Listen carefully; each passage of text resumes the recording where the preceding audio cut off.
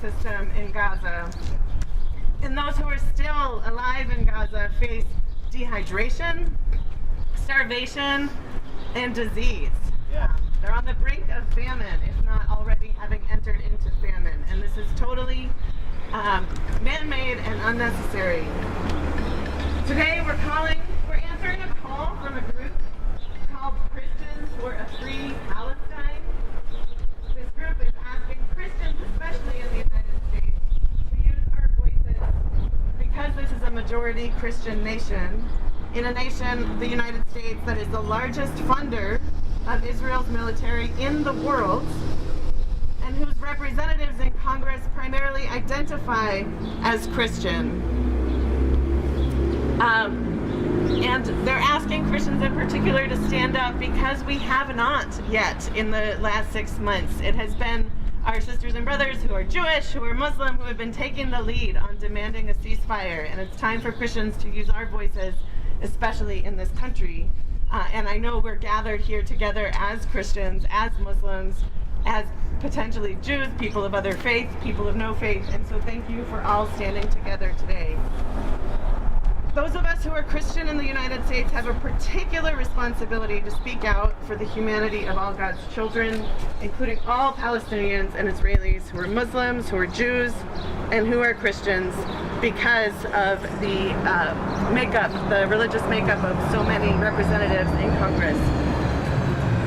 Just to let you know, we weren't sure if anyone would be present in Ashley Hinson's office today. There is an aide, a young man named Roy, and he's inside. You're very welcome. He would appreciate it if no more than 3 at a time go inside, especially if you're from Dubuque or from this congressional district. Please go inside and let Roy know, to let Representative Hinson know, that you're demanding an immediate and permanent ceasefire. If you would like a script, I printed off 30. There are some floating around. You can also call. We'll have a point in time during today's vigil to just take out our phones and call Hinson's DC office to make sure the message gets to her in various ways. Stacia with the yellow headband is handing out scripts. You can use those if those would be helpful to you. But feel free to go inside and make your voice heard.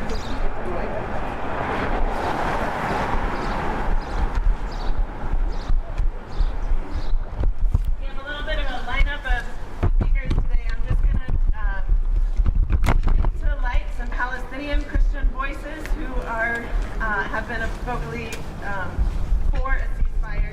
And we have some other speakers with us today from the area.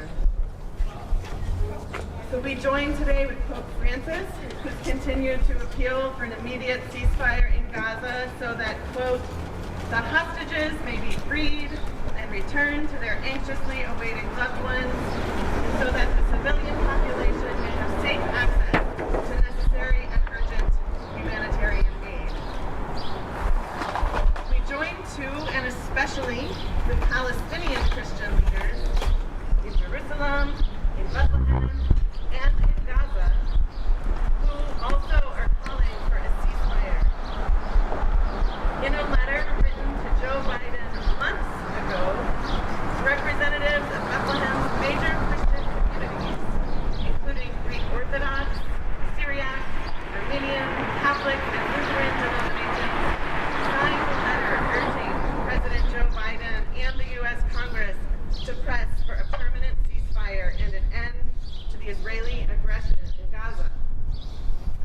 Part of the letter stated, quote, God has placed political leaders in a position of power so that they can bring justice, support those who suffer, and be instruments of God's peace. We want a constant and comprehensive ceasefire. Enough death, enough destruction. This is a moral obligation.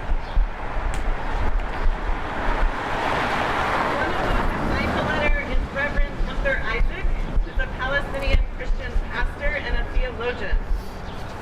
He now pastors the Evangelical Lutheran Christmas Church in Bethlehem, and he's the academic dean of Bethlehem Bible College. Reverend Gunther Isaac has been passionately calling for a permanent ceasefire and an end to the Israeli military occupation of Palestine Palestine. And he says, I truly believe that God is in solidarity with those who are victims of injustice and oppression, and thus the church should have the same position.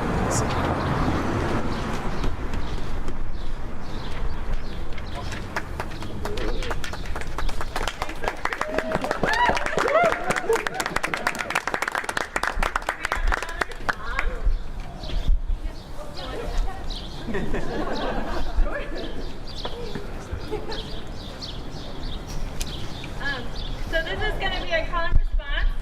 If you just want to repeat after me. We have been burned. We have been burned. Burned by the fire. And we are ashes. And we are ashes. Ashes and smoke. Ashes and smoke. But we will rise. But we will rise. Higher and higher. Higher and higher. On the wings of compassion. On the wings of compassion. Justice and hope. Justice and hope. We have been burned. We have been burned. Burned by the fire. Burned by the fire. And we are ashes. And we are ashes. Ashes and smoke. Ashes and smoke. But we will rise. But we will rise. Higher and higher. Higher and higher. On the wings of compassion. On the wings of compassion. Justice and hope. Justice and hope. On the wings of compassion. On the wings of compassion. Justice and hope. Justice and hope.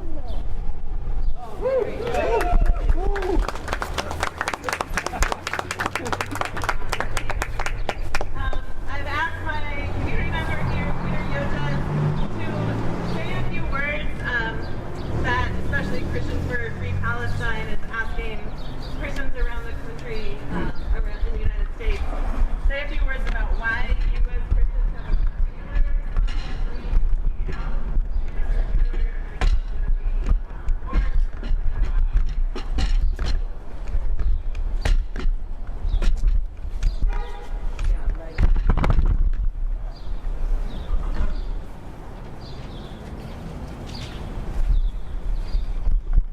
Why is it important for Christians in the United States to speak out? As Christians, we follow the call of Jesus, who calls on us to be peacemakers. We are horrified by constant brutal attacks against Israeli civilians on October 7th. And we are horrified by Israel's brutal attacks on Palestinian children, women, and men. As the death toll rises, including thousands of children, we cannot keep quiet. The United States is a majority Christian nation and is the largest funder of Israel's military in the world. U.S. representatives in Congress primarily identify as Christians. Therefore, those of us who are Christian in the United States have a particular responsibility to speak out for the humanity of all God's children, including all Palestinians and Israelis who are Muslims, who are Jews, and who are Christians.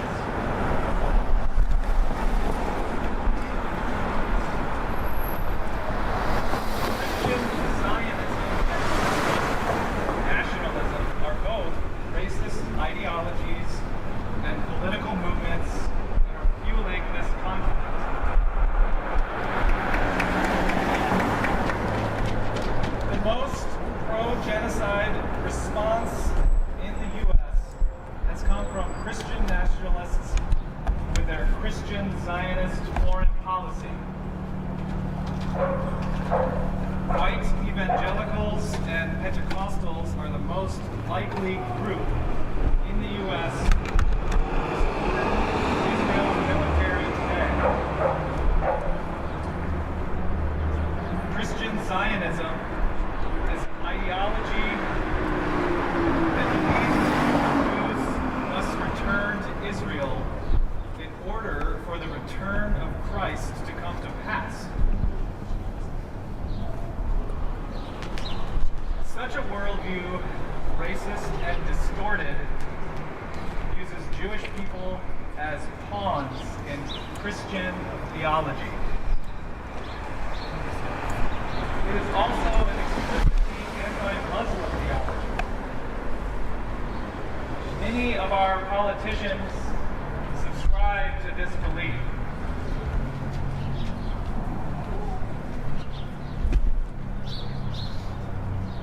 None of these are in line with our Christian beliefs,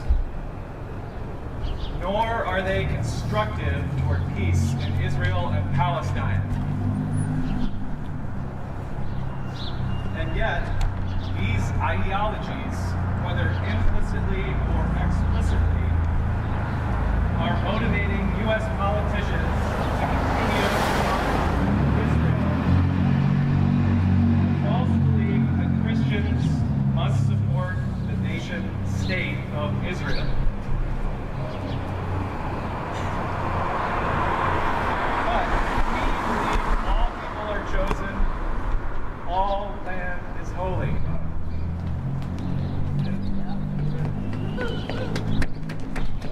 Christian Zionism is anti-Muslim, anti-Jewish, and anti-peace. Yes. We challenge Christian domination and want people of all faiths treated equally.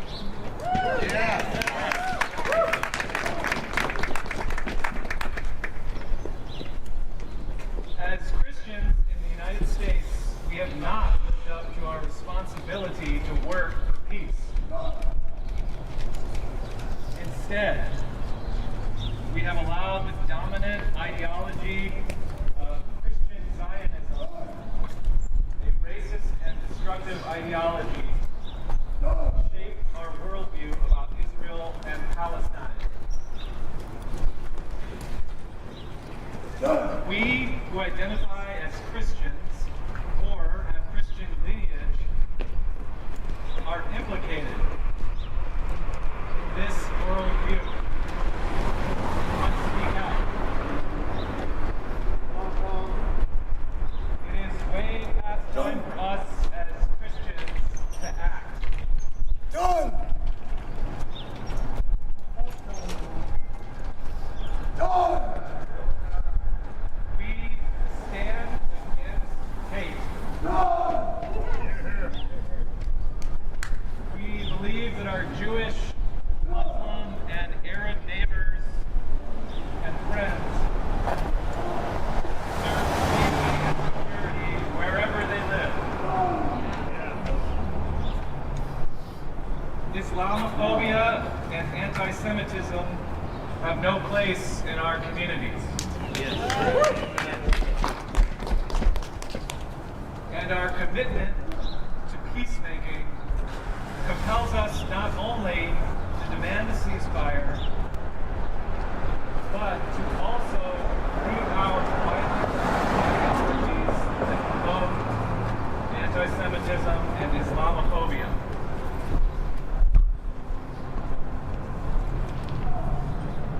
We are inspired by our Palestinian, Jewish, Arab, and Muslim allies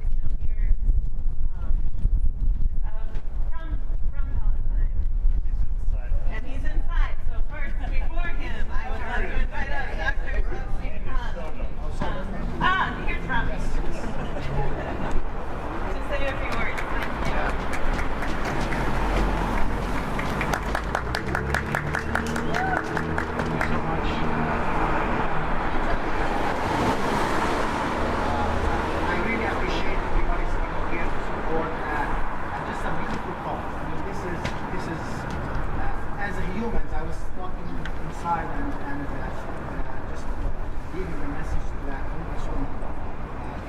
As a Palestinian who grew up in Palestine, I went through a lot.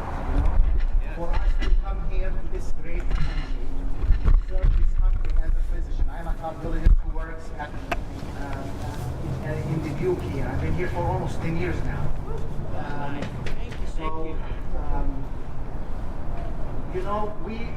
I just want to make sure that people are aware that Palestine or that conflict did not start from October 7th.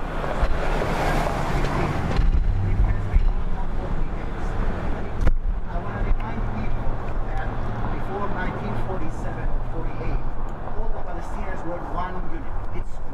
You ask anybody, despite his background, he will think, I am Palestinian. You don't care whether he's a Muslim, whether he's a Christian or a Jew even. We lived together for centuries. The whole thing started when this regime came from outside the area and they established this racist. It's based on a racism. You're saying you want to establish a Jewish state, means you are saying some people are superior and the rest are inferior. This is racism. I cannot understand how we are supporting this type of regime. That's number one. The second thing is, through these years, as a Palestinians, I am actually, we are originally from, if you follow my family, we are originally from an area was taken from us in 1948. We already are refugees. I live in West Bank. So I am already a refugee who lives in a West Bank. We lost a lot of family and we lost a lot of land in what's called Israel. Even with that, we decided we're gonna make a peace with them. Okay? Two-state solution, one-state solution, and nobody wants to do anything. I mean, what their goal is, especially the current government right now, which is an extreme government, I don't have any issue with the Jew or with any other religion. People have to understand that. I have Jewish friends, and till today we talk about each other, like with each other. But the question is, when this government, which is an extreme government, they think themselves they are superior to anybody else, and they consider Palestinians, despite their religion, whether they are Muslims or Christians, they are inhumane and they are animals. That's what's going to happen. That's the result. They don't look at us as humans. They look at us as animals. And our government here, that when I came to the States, I came with the mindset that this is the great nation that should support peace, should care of their kids. I imagine the United States as a mom or a father who takes care of their children. So if the children are fighting, and you see one kid is brutally hitting the other kid, you should support the first kid for that? No. And this, if you look at the Palestinians, the same as we are animals that you don't care about it. That's the sad part. So I just want to raise my voice to please for the congresswoman here, at least if she feels that herself is a human being, the minimum she can do is to ask for ceasefire. That's what we're asking, ceasefire, and we're not here to solve the conflict. It's been going on for years and years, but I will tell you now that a lot of people with what happened, even though the Palestinians are suffering and they're going through a lot, but this is raising the eyebrows of the whole world to go read and see what exactly is happening there, so we can go back to history and know the origin. Jesus, peace be upon him. I believe in Jesus in my heart. I love Jesus. I believe him as a great prophet, and I believe in him that he was a Palestinian Jew. He was a Palestinian. Okay? He came with a message, a peaceful message there. And most of the Palestinians at that time, they followed him. Actually, my ancestors, my family, before we became Muslims, we were Christians, and before that, probably they were Jews.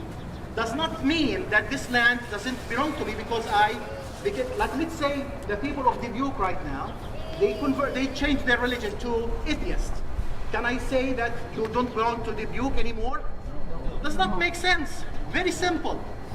So thank you so much. God bless you all for your support, and I wish this message goes to all Christians. We're from the same path. We're the same. We believe in God. We believe in peace. We believe in humanity.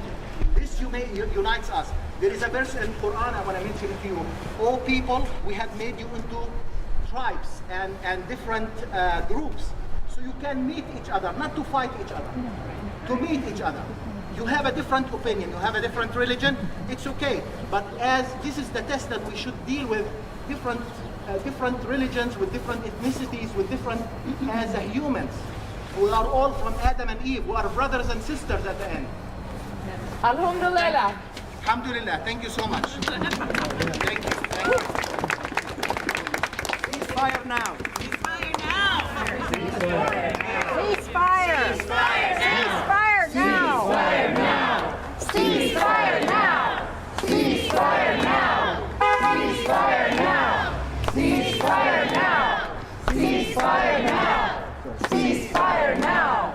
Thank you, everybody, and thank you, Dr. Al-Tibi. I'd also love to invite up another cardiologist, Dr. Tausif Khan, who comes to us from the Tri-State Islamic Center, and just an overall great person in Dubuque.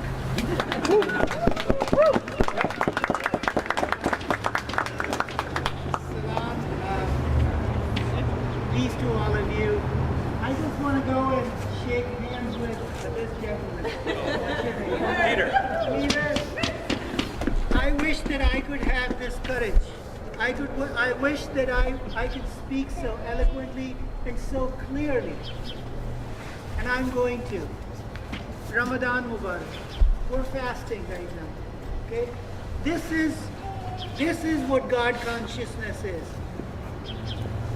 And I'm learning it from you. I've always been confused about it. What is God consciousness? What does it mean to be aware of God? This is what it means to be aware of God. And there is no room for violence. No matter how justified Hamas feels politically, there is no room in Quran for violence against unexpected civilian non-combatants. However, the magnitude, brutality of the collective punishment in an indiscriminate fashion is a stain on collective humanity. I mean, all of us today, myself including, have names and our hands have blood on it. My tax dollars have been used to drop that bomb that has killed children. My tax dollars. This is the most civilized and the best way to ask that we stop that brutality, we stop that violence, we stop that madness. Where is it going to get us? To spread it even more? And in the name of what? In the name of God? Everybody thinks that piece of land is sacred to them. That piece of land belongs to God like any other land. Somebody said that. All land belongs to God. I mean, I don't have deed for that. I mean, and nobody else does. So if we are going to fight in the name of God with each other to justify our own political ends and our own benefits, at least have the courage to just say it, that we are doing it for our own sake, for our own bloody politics. And that is what Chuck Schumer said just a few days ago. So, and he's the Jewish leader of the Senate.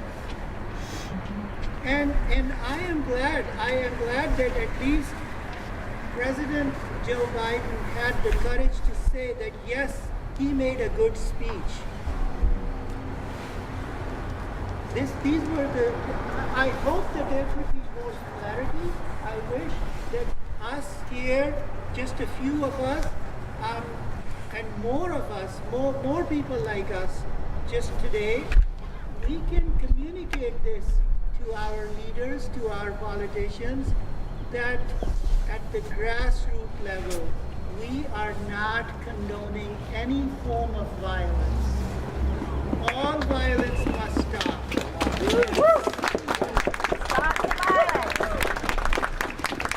Thank you again. Thank you, all of us, to have the courage to walk outside. I mean, the sun is out. Yes. But I am so happy and to be here, to be in company of people like you. And thank you once again.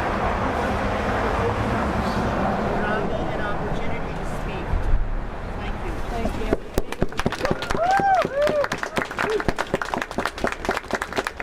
Dr. Khan. And just a reminder, I noticed a few people are going into Representative Hinson's office. You're welcome. There's an aide there named Roy who will take your name and make sure that Representative Hinson gets the message that this many of us are out here on a Monday afternoon. So that means there's a lot more people who agree with us who couldn't even be here today. So go in and make your voice heard. We also can have a time a little bit later to call her office in DC as well. But in the meantime, I believe there's someone here named Sarah Corkery who's running for office, who is for a ceasefire, and she is going to say a few words. Thank you. Hello, can you hear me okay? Yeah. Thank you for being here. This means so much. I am Sarah Corkery. I would like to replace Ashley Hinson as your congresswoman. I have a few things to share. Thank you for having me here today and for your work on the issue that demands our attention politically and morally. Like many of you, I was horrified watching the news on October 7th as Hamas slaughtered Israelis in their homes, at concerts, and in the streets. Hamas has proven time and again they are unfit to lead Gaza. Hamas is more concerned with the destruction of Israel than making a better life for Palestinians. Israel has a right to defend itself against terrorism, but what we have seen from Israel is far beyond an exercise of that right. Yes. Yes. Sure. Takes the whole team. Thank you. I flipped the page. See how big my phone is. Thank you. The scale of death and destruction in Gaza is simply unacceptable. Prime Minister Netanyahu's brutal assault on Gaza is not the solution and is not making progress towards lasting peace. The violence needs to stop. Yes. So what would I do as a member of Congress? One, I would call for an immediate ceasefire. Hamas must release all the hostages. Yes. And Israel must allow humanitarian aid to reach Palestinians in Gaza who are desperately in need of things like food, fuel, and medical services. Today. I would advocate for a two-state solution where Palestinians and Israelis can both have a place where they can prosper and call home. And I would push the United States to play an active role in brokering long-term peace in this region. Thank you. I know that as a member of Congress, there will be plenty of tough votes and hard choices. But my values as an Iowan are respect, passion, and authenticity. And that's what you can expect from me as your next Congresswoman. Thank you very much. How about another? I want to make sure I get it down. Hi, hello again. So we're gonna sing a song that's also just a couple lines, and let's let this be our prayer for the people in Gaza, for activists and people who are working on the front lines and are really putting their bodies out there for the people in Gaza for a ceasefire. So I'm just gonna sing it once through, and I think you guys will get it. So we can just sing it a few times until everyone figures it out. We are sending you light to heal you, to hold you. We are sending you light to hold you in love. We are sending you light to heal you, to hold you. We are sending you light to hold you in love. We are sending you light to heal you, to hold you. We are sending you light to hold you in love. We are sending you light to heal you, to hold you. We are sending you light to hold you in love. We are sending you light to heal you, to hold you. We are sending you light to hold you in love. We are sending you light to heal you, to hold you. We are sending you light to hold you in love. We are sending you light to heal you, to hold you. We are sending you light to hold you in love.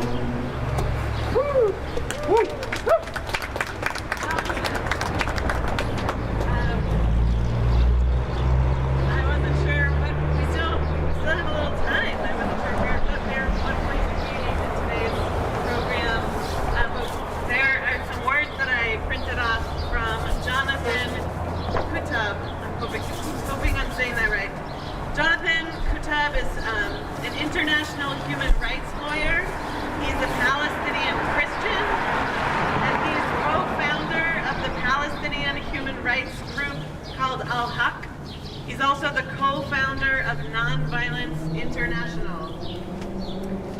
Jonathan serves on the board of Bethlehem Bible College and is president of the board of Holy Land Trust. So he's a prolific writer. He's been writing about the occupation and, of course, writing more recently about the ceasefire. And Rachel's going to read some words from Jonathan Kutab.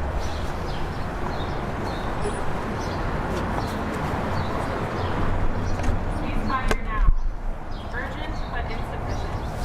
By Jonathan Kutab. The world has spoken loudly and clearly. There is an urgent need for an immediate ceasefire now in Gaza. Not a temporary humanitarian pause, but an immediate and authentic ceasefire. One that allows for free and unimpeded flow of vital materials, water, food, medical supplies, goods, and services. Free movement to distribute to those in need without being bombed or fired upon, as well as an exchange of prisoners and hostages. The nations of the world, with the shameful exception of the thrice veto of the United States, have demanded it. Millions in the streets throughout the world, along with all of the United Nations, international relief agencies, health organizations, and human rights organizations, have asked for a ceasefire. It is supported by overwhelming majorities in the United States as well, including, according to a recent poll, a majority of American Jews. Every additional day brings additional untold suffering. More civilians, as well as soldiers and fighters, are killed. A population is being starved. Lives are destroyed and interrupted. The destruction of all aspects of life continues apace, and at least an additional 100 of God's children are killed every day, while others are further traumatized and scarred for life.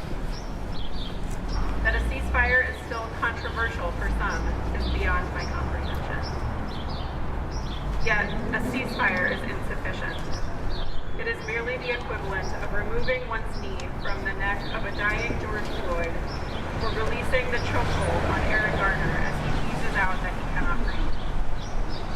It does not address the racism, the injustice, the police brutality, or even the alleged crimes and conditions that led to that knee being firmly planted on the neck of the victim.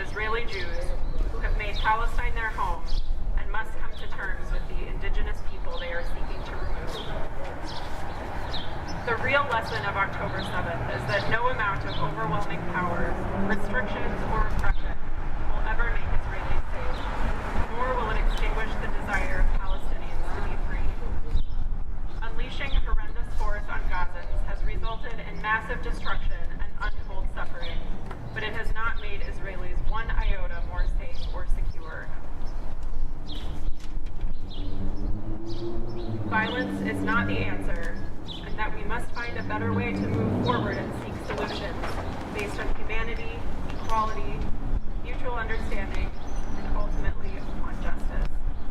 Meanwhile, get that knee off our neck and demand a ceasefire now. Ceasefire now! Ceasefire now! Ceasefire now! Ceasefire now! Ceasefire now! Ceasefire now! Ceasefire now! Ceasefire now! Ceasefire now! Great, let's use that energy of demanding a ceasefire. And if you have your phone with you, take the time to call Representative Hinson's office in D.C. I'll read the number in a minute here, and let her know that we're demanding that her constituents here in Dubuque, there's dozens of us here, and we're demanding a permanent ceasefire, one, which means ending the funding of all Israeli government's ongoing siege in Gaza. Two, a release of all captives, both Israeli and Palestinian. And three, an end to U.S. funding for Israel's decades-long illegal military occupation of Palestine. Ceasefire, release the captives, and end the occupation. Yeah, free Palestine. Thank you. So does someone have, there is a script going around, and I think the 202 number at the top is the number to call. Call is just blood the lines. Thank you. The number. Have your phone with you. The number is 202-225-2911. Let her know that we're here in Dubuque, and we hope she's listening, and we're demanding a ceasefire. Get your picture together. Lovely doctor came in. Thank you. That was a beautiful masterpiece. Right? One. There you go. Okay. We'll see you again, I'm sure, a lot. Did you